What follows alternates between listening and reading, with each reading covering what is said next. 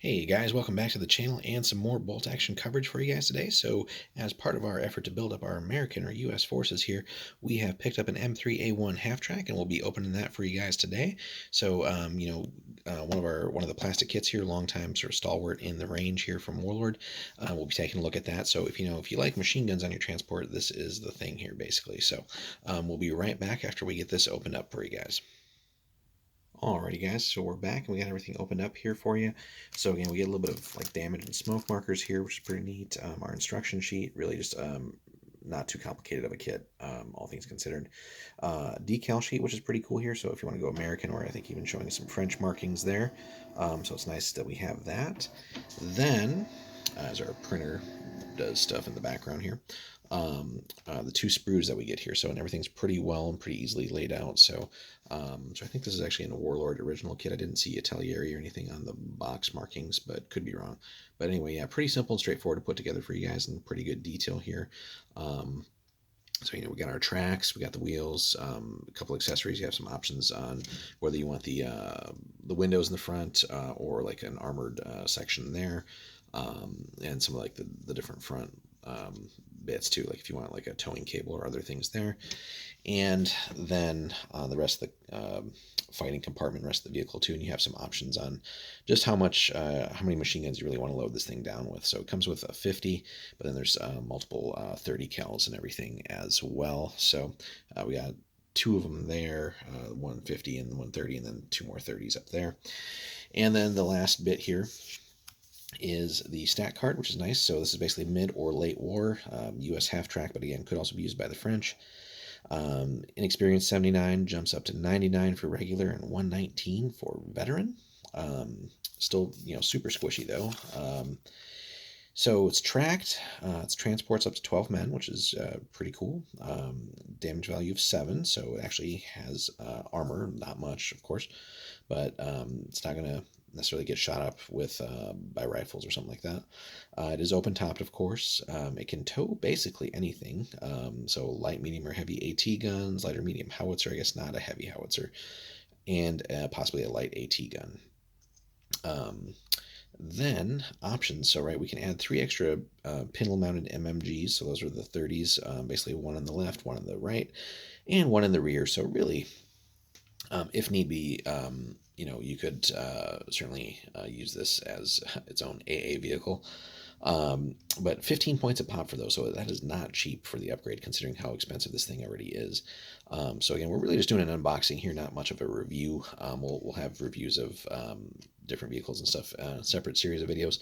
But again, the medium here, 36-inch range, gives you 5 shots, optional of course, and pintle mounted, no pen value. But the 50 cal gives you a little bit of ability to reach out and do some damage against vehicles. So still 36-inch range, 3 shots, pen plus 1. So you could damage things with 7 here, and pintle mounted there. So that comes standard. So if you don't feel like dumping a whole lot of extra points into the half track because it's already so expensive, you can just roll with the 50 and keep it relatively affordable. But that's one of those things, and this kind of gets into more like, I guess, competitive play. If you want to use this just for fun, obviously go for it.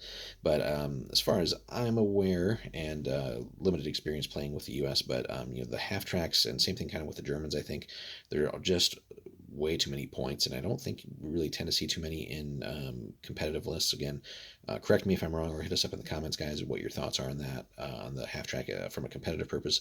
Really, we just wanted one to add to our collection and use it in some fun games. But starting out at 100 points basically for regular, and then if we really wanted to kit it out with the MGs, that's another 45 points there. So, rounded up really just 150 for a transport that really, any kind of serious gun with pen value that looks at it is probably going to put a hurting on you. So, and if you took the veteran one, then you're at 120, add another 45 to it, right? You're well north of 150 at that point. And let's say like in a 1,000-point list, that's a lot of points that, really you're going to hose things down with machine guns, but you have limited arcs, I believe, with what you can shoot at from the side and rear. So I don't think they necessarily count as 360. I could be wrong there. The pintle mount, I think, gives you some flexibility. Could be wrong though. Let us know in the comments too on that, guys. But basically, you're paying a whole lot of points for some armor for your troops, and some pretty solid machine gun fire, so you can certainly hose things down as you're moving around.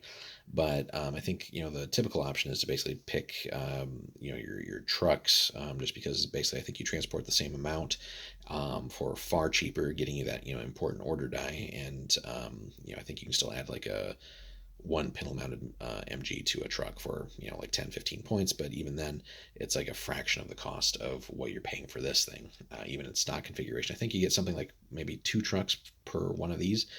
um, so just in game terms, getting those important order dice and more activations and stuff can be crucial. But anyway, it's a fun little kit, right? Very iconic for the Americans.